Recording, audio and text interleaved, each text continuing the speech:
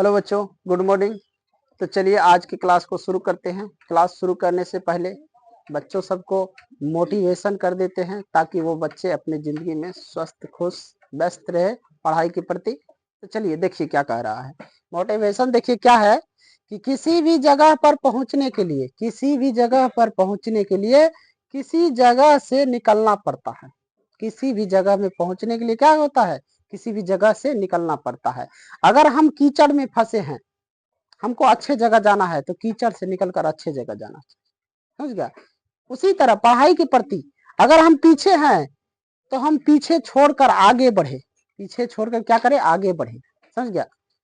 तो किसी जगह से जब तक हम नहीं दूसरे जगह पे जाएंगे तो हम आगे नहीं निकल पाएंगे नहीं, यही कर। तो उसी तरह पढ़ाई के प्रति हम पहले 9th की तैयारी किए, अब उससे हमें अगले 10th में जाना है तो उस जगह से हमको निकलकर इस जगह पे आना पड़ेगा 10th में, तब जाके हम वहां पे पढ़ेंगे, समझ गया। जिस तरह हमने 9th की परीक्षा दिए, अच्छे नंबर लाए, उसी तरह हमें 10th की परीक्षा देने के लिए हमको 9th से 10th में आना पड़ेगा, फिर उसका तैयारी करके अच्छे नंबर लाना पड़ेगा, फिर जाकर हम 11th में जाएंगे, फिर 12th, फिर इस तरह हमारा क्लास आगे बढ़ता रहेगा। फिर एक समय आएगा हमें अच्छे ऐसे चीज की तैयारी करना है जिससे हमारा जीवन व्यतीत हो, समझ गया। किसी ऐसे चीज का तैयारी करना जिससे हम कुछ कर सके। जैसे सभी लोग नौकरी के पीछे भागते हैं, तो कुछ ऐसे चीज पकड़ना है कि नौकरी अगर ना मिले तो हम अपने जीवन को कैसे व्यतीत कर सकते हैं। इसके लिए वो अच्छे से तैयारी अगर कर लेता है तो कहीं भी कुछ करके कमा खा सकता है, ठीक है। चलिए मैं शुरू कर रहा हूँ। लेटेस्ट स्टार्ट यानी चालू करते हैं। Periodic table of any element. Periodic table क्या है, एलिमेंट क्या है, उसमें तत्व क्या होता है। देखो पीरियोडिक टेबल क्या है, यहाँ पे देखो ये तत्व है, दिख रहा है।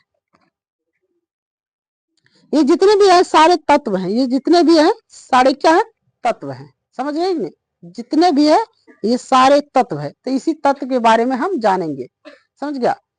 तत्व के बारे में क्या हो जानेंगे। कोई भी तत्व जब हमें तोड़ते हैं या फोड़ते हैं तो उसमें छोटा जो कण होता है, कोई भी तत्व, कैसा भी तत्व, बहुत सारे तत्व है, उसमें उस तत्व को अगर तोड़ेंगे फोड़ेंगे, उसमें सबसे छोटा कण, एक मिट्टी का ढेला होता है ना, उसको पटक दो, वो भी चूर चूर हो जाएगा, उसमें भी एक छोटा कण आएगा। एक ईटा ले लो, उसको भी चूर दो, एक पत्थर ले लो, उसको भी चूर दो। तो कोई भी तत्व को चाहे चूर फूर कर दो, तोड़ फोड़ दो, उसमें सबसे छोटा कण होगा, उसको हम क्या कहते हैं, जल्दी बताओ। उसको क्या कहते हैं, परमाणु। क्या कहते हैं, परमाणु कहते हैं। क्या कहते हैं उसको, परमाणु। समझ गया। किसको याद नहीं हुआ कि परमाणु किसको कहते हैं, सबसे छोटा कण, सबसे छोटा कण, उसको क्या कहते हैं, परमाणु। कई कणों से मिलकर, अब एक जैसे एक पत्थर को फोड़ेगा तो छोटा छोटा बहुत सारे कण निकलेगा, और सब मिलकर एक बड़ा बनाता है कि नहीं, बड़ा बनाता है कि नहीं, तो उसको क्या कहते हैं। तो सबसे छोटा कण परमाणु हो गया। सबसे छोटा कण जब मिलकर एक चीज बनाता है उसको कहते हैं तत्व। क्या कहते हैं, तत्व। जल्दी बताओ क्या कहते हैं, तत्व। अब है कि इसका खोज किसने किया था, परमाणु का खोज किसने किया था। लिख लो, इस पॉइंट को लिखो। सबसे छोटा कण, तत्वों में पाए जाने वाले सबसे छोटा कण को परमाणु कहते हैं। सबसे छोटा कण मिलकर, बहुत सारे छोटे कण मिलकर या परमाणु मिलकर क्या कहते हैं, बहुत सारे परमाणु मिलकर एक तत्व का निर्माण करते हैं। परमाणु का खोज कब हुआ था, परमाणु का खोज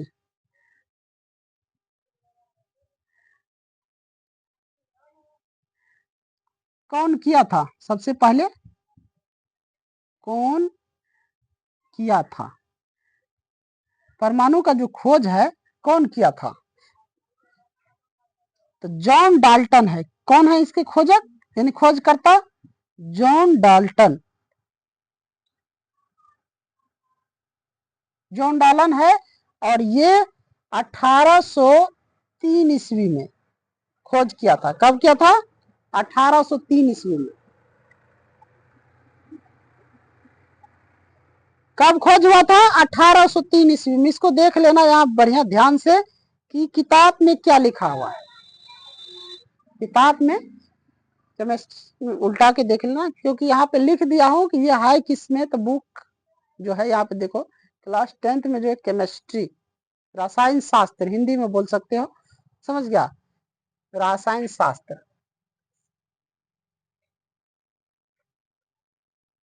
रसायन शास्त्र इसमें मिल जाएगा, समझ गया, उसमें मिल जाएगा धातु अधातु में।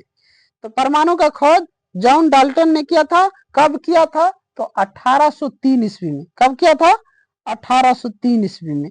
परमाणु में होता क्या है, परमाणु 3 मौलिक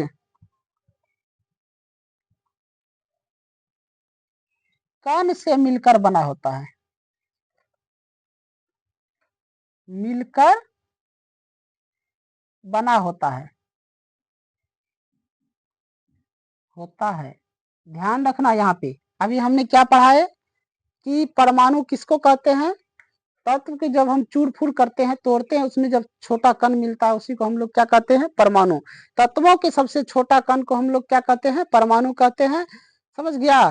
तत्व किसे कहते हैं, छोटे छोटे कण मिलकर एक बड़ा परमाणु बनाता है, यानी तत्व बनाता है, या परमाणुओं के छोटे छोटे समूह को मिलकर मिलकर क्या बनता है, एक तत्व बनता है। बहुत सारे परमाणु जो होते हैं, कण जो होते हैं, वो जब एकत्रित एक जगह होगा और एक में मिल जाएगा, तब वो क्या बनेगा, देखो इसको हम लोग क्या कहते हैं, क्या कहते हैं, तलहथी। जब इस बांध लेते हैं तब मजबूत हो गया ना, पांचों हो गए कि नहीं, ऐसे मारेगा तो अलग, और इसको बांध के मारो तो ये पांचों एक हो गया, तब ये पांचों एक हो गया, ये सब बरसर हो गया। यही फिर अलग अलग कर दो तो ये अलग अलग, एक उंगली से किसी को मारो कुछ होगा, दूसरे से मारो दो से तब भी नहीं, अब पांचों जब मिला के मारो तो मुंह कान नाक सब भसक सकता है। तो यही होता है परमाणु, जो छोटे छोटे कण मिलकर बनता है। ये तुम्हारा मान के चलो एक ये तत्व है, क्या है, तत्व। अब इसको हम क्या किए, पटक दिए, तोड़ फोड़ दिए, कैसे टुकड़ा टुकड़ा ये टूट फूट कैसे से हो गया, ठीक है। इसी में ये छोटा छोटा जो कण है, ये छोटा कण, इसको परमाणु बोलेंगे,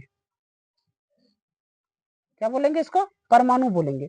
और फिर यही छोटा छोटा ये जो कण है, ये जो टूट टूट के इधर उधर हुआ है, ये सब इकट्ठा हो जाएगा तो एक ऐसे बन जाएगा, और ये क्या हो, ठोस बन गया, मजबूत बन गया।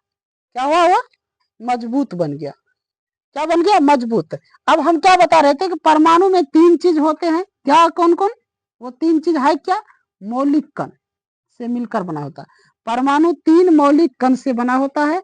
वो 3 मौलिक कण क्या है, पहला नंबर में इलेक्ट्रॉन है, दिख रहा है, दिख रहा है ना ये। दूसरा नंबर में है प्रोटॉन, प्रोटॉन, और तीसरा में कह सकते हैं न्यूट्रॉन। आ रहा समझ में, पहला इलेक्ट्रॉन, दूसरा प्रोटॉन और तीसरा न्यूट्रॉन।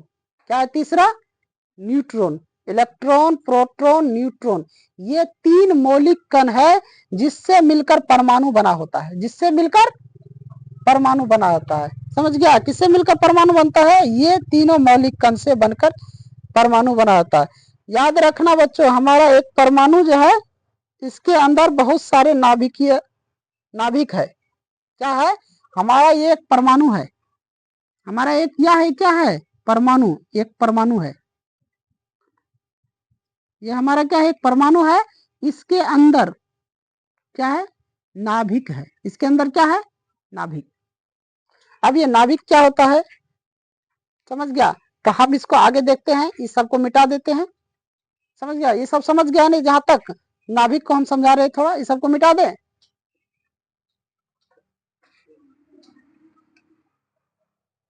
तो ये हमारा परमाणु है, इसके अंदर नाभिक होता है, समझ गया। नाभिक, नाभिक में क्या चीज है, 2 चीज बनते हैं, नाभिक में क्या बनते हैं, 2 चीज बनते हैं। एक बनता है प्रोटॉन और दूसरा बनता है न्यूट्रॉन। नाभिक में 2 चीज बनता है, प्रोटॉन और न्यूट्रॉन, ये 2 चीज बनता है, समझ गया। अब परमाणु जो होते हैं उनके बाहरी कक्षा में जो चक्कर लगाता है, ये बाहर की कक्षा हो गई। क्या हो गया? बाहर की कक्षा, यानी बाहरी कक्षा, बाहरी कक्षा। इसमें कौन चक्कर लगाता है? पूछेगा कि परमाणु के बाहरी कक्षा में कौन चक्कर लगाता है, तो कौन बच गया? मौलिक कण तो एक न्यूट्रॉन, प्रोटॉन, एक है इलेक्ट्रॉन। इलेक्ट्रॉन ये चक्कर लगाता है। समझ गया? नाभिक में क्या सब होता है? नाभिक में दो चीज बनता है, प्रोटॉन और न्यूट्रॉन। नाभिक में दो चीज, ये हमारा दो चीज है कि नाभिक के अंदर प्रोटॉन और न्यूट्रॉन बनता है। अब बाहरी कक्षा में कौन चक्कर लगाता है? इलेक्ट्रॉन। तो क्वेश्चन लिख लेना, परमाणु के बाहरी कक्षा में कौन चक्कर लगाता है? परमाणु के बाहरी कक्षा में कौन चक्कर लगाता है ये सवाल आता है। तो उत्तर में क्या लिखेगा? इलेक्ट्रॉन। इलेक्ट्रॉन लगाता है। कौन लगाता है? इलेक्ट्रॉन लगाता है। समझ गया? इलेक्ट्रॉन की चार्ज क्या होता है? इलेक्ट्रॉन जो होता है उसका चार्ज, इलेक्ट्रॉन की चार्ज बताओ। चार्ज माइनस होता है। क्या होता है? माइनस, यानी ऋणात्मक होता है। इलेक्ट्रॉन की चार्ज जो होता है वो क्या होता है? ऋणात्मक होता है। प्रोटॉन की बात करें, इस ये संकेत में ऐसे रहेगा, ई पर माइनस। इलेक्ट्रॉन, इलेक्ट्रॉन की चार्ज माइनस में रहेगा, ऋणात्मक। और प्रोटॉन की चार्ज, प्रोटॉन की चार्ज प्लस में होता है, ये प्लस रहेगा। प्रोटॉन की चार्ज क्या होगा? प्लस। न्यूट्रॉन, इसको हम ऐसे भी लिख सकते हैं, पी प्लस। न्यूट्रॉन, न्यूट्रॉन की चार्ज शून्य होता है, इसको हम उदासीन लिख सकते हैं। क्या लिख सकते हैं? समझ में आया? आ रहा है कि नहीं आ रहा समझ में? इलेक्ट्रॉन चार्ज होगा इलेक्ट्रॉन माइनस का, प्रोटॉन पे जो चार्ज होगा वो होगा प्लस का, और न्यूट्रॉन पे क्या होगा? जीरो, यानी उदासीन, शून्य होगा, उसका पावर शून्य हो जाएगा, यानी उदासीन हो जाएगा। क्या हो जाएगा? उदासीन। अब आता है कि ये सब का खोज किसने किया था? इलेक्ट्रॉन का खोज, इलेक्ट्रॉन का खोज किसने किया है? इलेक्ट्रॉन, इलेक्ट्रॉन का खोज किसने किया? एक चीज याद रखना कि ये जो हम इलेक्ट्रॉन लिख रहे हैं ये इंग्लिश वर्ड है। ये क्या है? English word. क्या है ये? इंग्लिश वर्ड है। तो इलेक्ट्रॉन का खोज जे जे थॉमसन ने किया। कौन किया? जे जे थॉमसन। क्या नाम है इलेक्ट्रॉन के खोजकर्ता का? जे जे थॉमसन। चैप्टर को बहुत ही विस्तार से ले जाएंगे, चाहे इसके लिए हमको 1 हफ्ता लग जाए, 4 दिन लग जाए, 5 दिन लग जाए, कोई दिक्कत नहीं, लेकिन चैप्टर बिल्कुल विस्तार से होना चाहिए। इसका नाम क्या है? इसके जो खोज करता है, यहाँ पे क्वेश्चन बना के लिखना है कि इलेक्ट्रॉन का खोज किसने किया था। समझ में आया? क्वेश्चन लिखो, इलेक्ट्रॉन का खोज किसने किया। हम लिख देते हैं यहाँ पे जे जे, जे जे थॉमसन। ये हो गया जे जे थॉमसन। इलेक्ट्रॉन का जो खोज किया है जे जे थॉमसन। अब आता है प्रोटॉन। प्रोटॉन का खोज किसने किया? इलेक्ट्रॉन का खोज किसने किया? समझ गया ना? प्रोटॉन का खोज किसने किया बताओ? प्रोटॉन, प्रोटॉन का खोज किया था रदरफोर्ड, गोल्डस्टीन या रदरफोर्ड बोल सकते हैं। गोल्डस्टीन या रदरफोर्ड,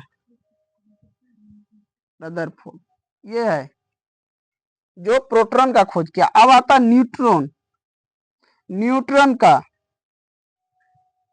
जेम्स चैडविक,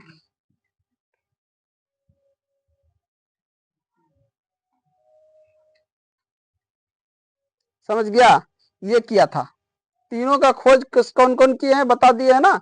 इलेक्ट्रॉन खोजा है जे थॉमसन, प्रोटॉन की खोज किया है गोल्डस्टीन भी बोल सकते हैं या रदरफोर्ड। न्यूट्रॉन जो है उसका खोज किया है जेम्स चैडविक, जेम्स चैडविक उसका खोज किया था। किसका? इलेक्ट्रॉन का। नाभिक का भी खोज यही किया है, ये नाभिक का रदरफोर्ड, रदरफोर्ड जो है नाभिक का भी खोज यही किया। सबको लिख लो, 4 क्वेश्चन यहाँ से बन रहा था, एक क्वेश्चन ये था। तो जो जो हम क्वेश्चन बोलते जाते हैं उसको भी नोट करते जाएगा। ये अलग, ये नहीं कि अलग से क्वेश्चन आएगा, अलग से जो आएगा वो तो हम तैयारी करवा देंगे सीधा ऑब्जेक्टिव सब्जेक्टिव लेकर। लेकिन बीच बीच में हम जो बोल रहे हैं जब रिवीजन करवाए तो उसमें क्वेश्चन होना चाहिए ना, तब ना याद रहेगा। इसलिए क्वेश्चन को नोट करते जाएगा। समझ गया? कोई भी पदार्थ, कोई भी पदार्थ, कोई भी पदार्थ उसका सबसे छोटा टुकड़ा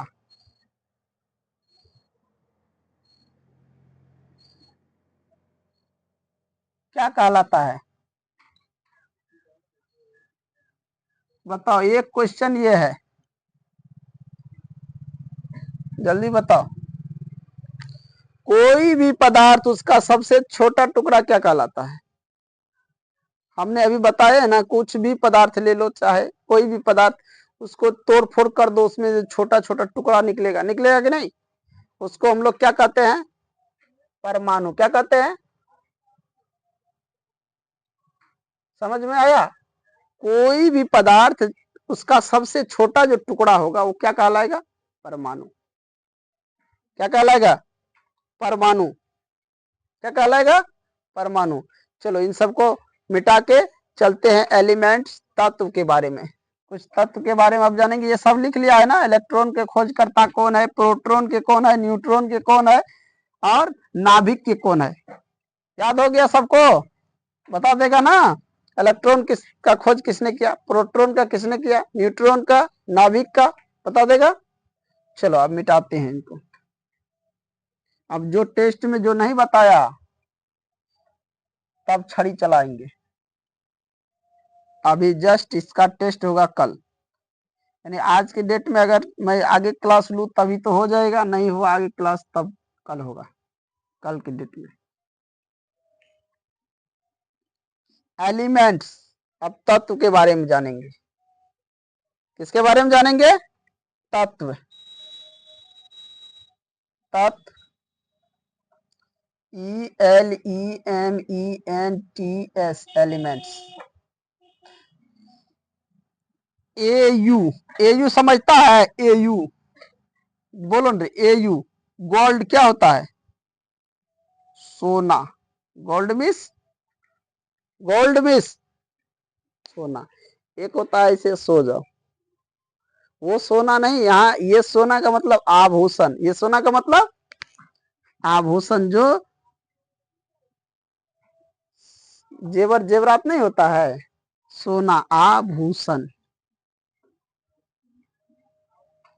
अब एक बात बताओ तो, आभूषण जो होता है कौन सा सोना का बनाया जाता है? कितने कैरेट का सोना शुद्ध होता है? सोना अगर पूछे तो 24 कैरेट शुद्ध होता है, समझ गया?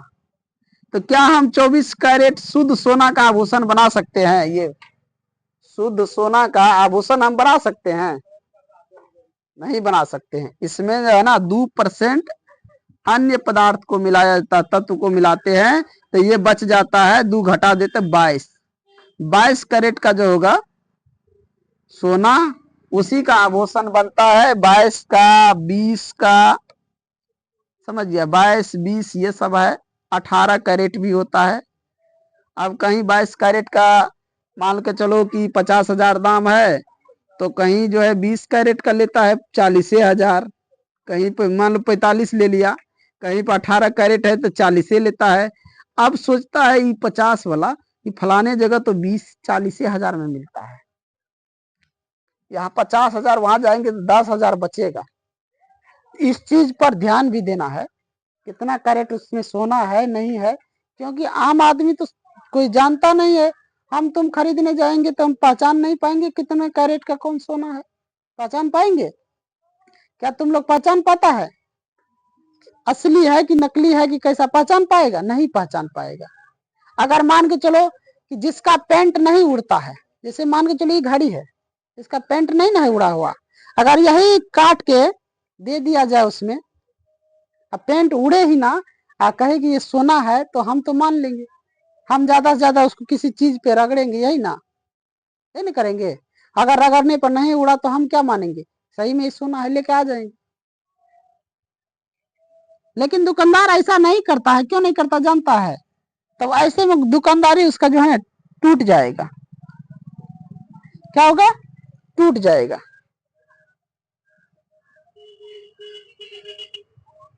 अब हम सबसे पहले जानेंगे तत्व कहते किसको हैं। तत्व कहते किसको हैं, लिख लो। एक ही प्रकार के परमाणु, एक ही प्रकार के परमाणु से, परमाणुओं से मिलकर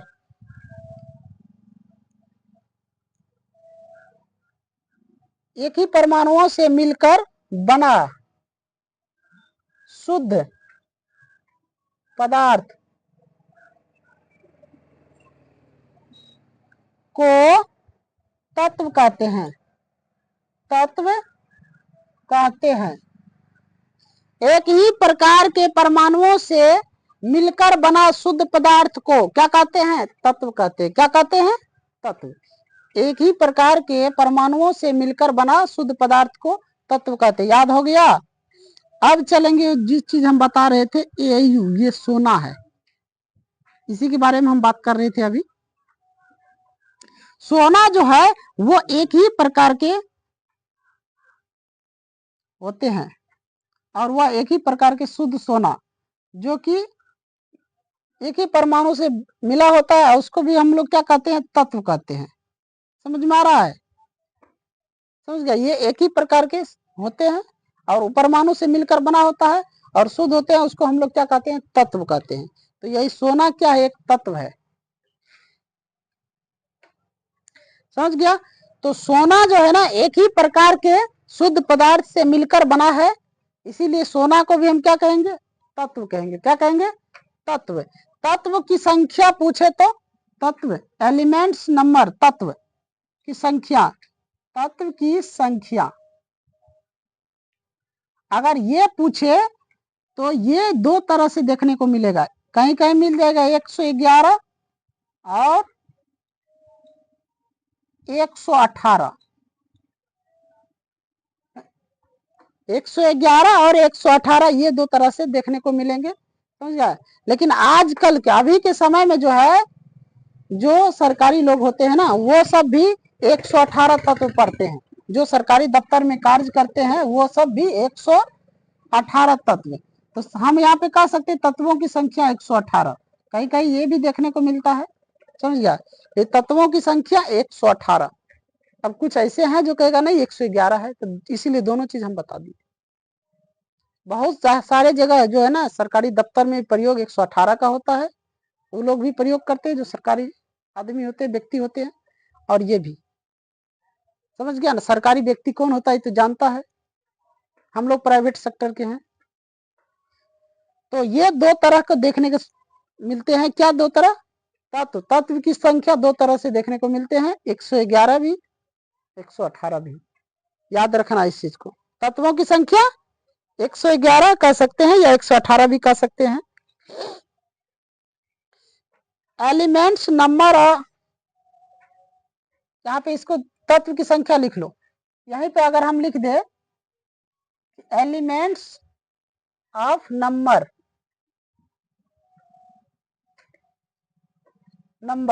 तत्वों की संख्या 118 तत्वों की संख्या 118 समझ गया। तत्व की संख्या 118 ठीक है। चलो इस थोड़ा सा ही सबको मिटा के मैं फिर आगे बढ़ रहा हूं। चलो अब देखो लैब समझता है लैब समझता है लैब का मतलब होता है प्रयोगशाला।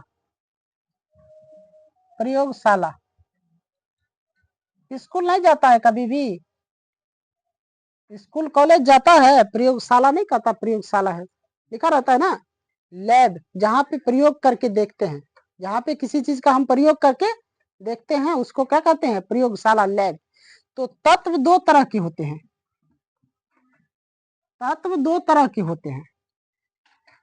दो तरह की क्या है। पहला नंबर में प्राकृतिक तत्व और दूसरा नंबर में कृत्रिम तत्व। समझ गया ना। प्राकृतिक तत्व और कृत्रिम तत्व। प्राकृतिक तत्व पूछे तो कितने हैं, तो 92, संख्या कितने हैं 92, शेष 92 है, शेष जो बचता है वो कृत्रिम हो गया। समझ में आया।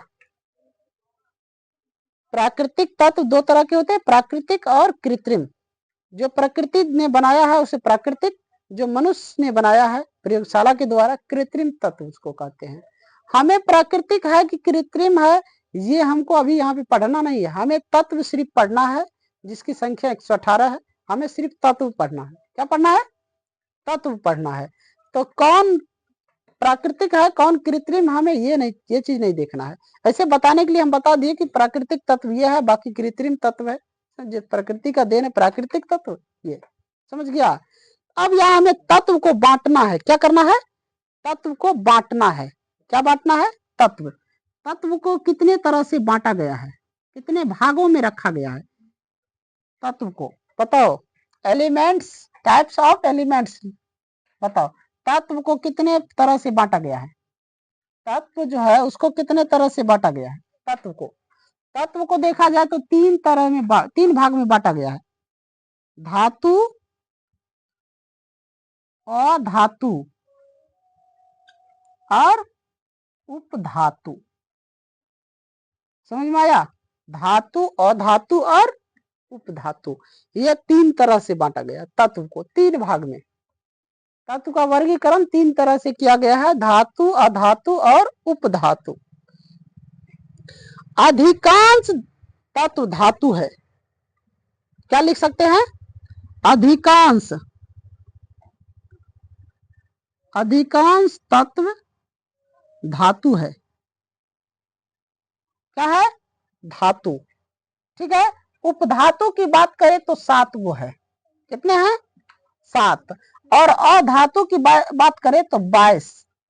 अधातु की संख्या कितने हैं, 22। उपधातु की 7। शेष जो बच रहा है वो क्या है, धातु है। तत्व जो है 22 अधातु और 7 उपधातु, और शेष जो बचेगा इसमें आ जाएगा। चाहे यहाँ 111 की बात करें चाहे 118 की बात करें। ठीक है। अगर 118 के हिसाब से देख लो, 22 घटा दो 7 घटा दो, 22 7 29 घटाओ तो जो बचेगा, और इसमें से 29 घटाओ जो बचेगा। ये तो अधिकतर याद रखना कि तत्व की संख्या 118। क्या याद रखना है, 118। समझ गया। तो ये सब हो गए अधिकांश, मतलब कि ज्यादातर जो है धातु है, कुछ अधातु और कुछ जो है उपधातु, जिसमें दोनों गुण होता है उसको बोलते हैं उपधातु। धातु और अधातु के जो गुण जिसमें मिला होगा उसको क्या बोलेंगे, उपधातु। धातु के गुण से जो अलग होगा तो अधातु हो जाएगा, अधातु के गुण से अलग होगा तो वो धातु हो जाएगा। समझ गया। अधिकांश क्या होते हैं, तो हम कह सकते हैं किसी किसी बुक में दिया रहेगा 92 धातु, किसी किसी में 94 धातु।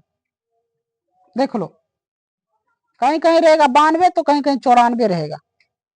इसीलिए क्या कहते हैं अधिकांश। अब घटा के देखो ना, 118 में 29 को माइनस करेगा तो यहाँ कितना हो गया, 18 में से 9 गया 9, और यहाँ पे 10 में से 2 गया 8। इसमें क्या है, अधिकांश, यानी कि कुछ और इसमें है, समझ गया ना। तो ये चीज देखने को मिलेगा।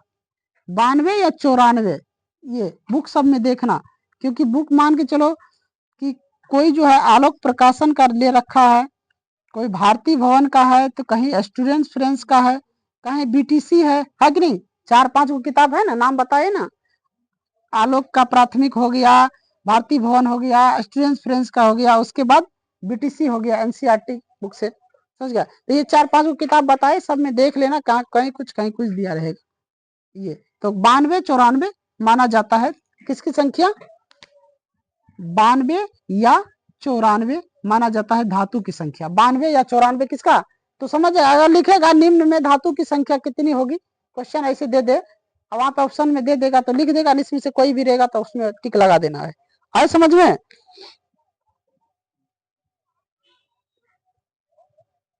चलो धातु की परिभाषा लिखो। धातु धातु धातु की, समय कितना हो गया, 10:30 बज गया। धातु की परिभाषा, डिफिनेशन, एलिमेंट्स ऑफ डिफिनेशन, धातु की परिभाषा।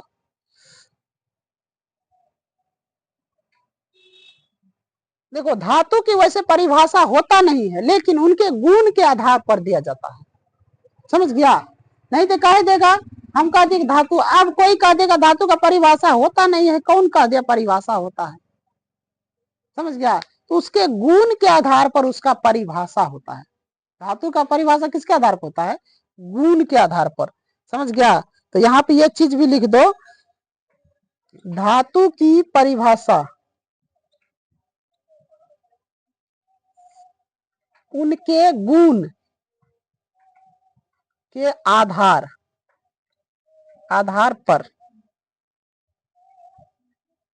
बनाया गया है, समझ गया। धातु का परिभाषा जो है उनके गुण के आधार पर बनाया गया है, इसलिए अलग अलग तरह की परिभाषा देखने को मिलेगा।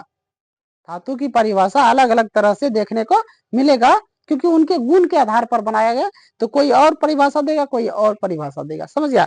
तो हम भी एक आध परिभाषा इसमें लिखा देते हैं, समझ गया। बुक में भी कई तरह से दिया होगा अलग अलग, उसको भी लिख लेना। चलो यहाँ पे हम सटीक परिभाषा एक लिखा देते हैं, वे तत्व जो विद्युत और उष्मा का, दिख रहा है ना रे, विद्युत और उष्मा का चालन करते हैं धातु कहलाते हैं, कॉमा धातु कहलाते हैं। ये परिभाषा हो गया। वह तत्व जो विद्युत और उष्मा का चालन करता है क्या कहलाता है, धातु कहलाते हैं। क्या कहलाता है, धातु। अब जैसे धातु का यहाँ पे लिख लो, कौन कौन से धातु है जो उष्मा और इसका चालन करते हैं। जैसे में सोना, चांदी, लोहा, Au हो गया, Ag हो गया, और Fe हो गया, आयरन, कोबाल्ट। धातु के बारे में मैं 8वीं कक्षा में भी बहुत बताए हैं इधर, जिसमें कि बहुत बच्चे पढ़ रहे थे, वो 9th क्लास का भी था कुछ। कोबाल्ट, पीतल, ETC,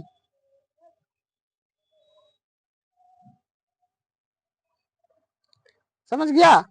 तो यही है, सोना, चांदी, लोहा, कोबाल्ट, पीतल, ये सब से धातु गमन करता है, उष्मा का चालन भी करता है, समझ गया। अब जो है ना, धातु 2 तरह के होते हैं, समझ गया। धातु 2 तरह के होते हैं, या धातु के गुण 2 प्रकार से के होते हैं। यहाँ पे लिख सकते हैं, अगले दिन हम देखेंगे, आज नहीं देखेंगे। धातु के गुण जो है ना 2 तरह से होते हैं, एक होता है भौतिक, एक होता है क्या होता है जल्दी बताओ? भौतिक और रासायनिक, भौतिक गुण और रासायनिक गुण। तो धातु के, देखो ये परिभाषा बच गया और धातु उपधातु बच गया है। हम अभी धातु को लेकर चल रहे हैं, तो धातु के बारे में बता देंगे, उसके बाद और धातु के बारे में बताएंगे, और उसके बाद उपधातु। चैप्टर क्लियर है समझ में?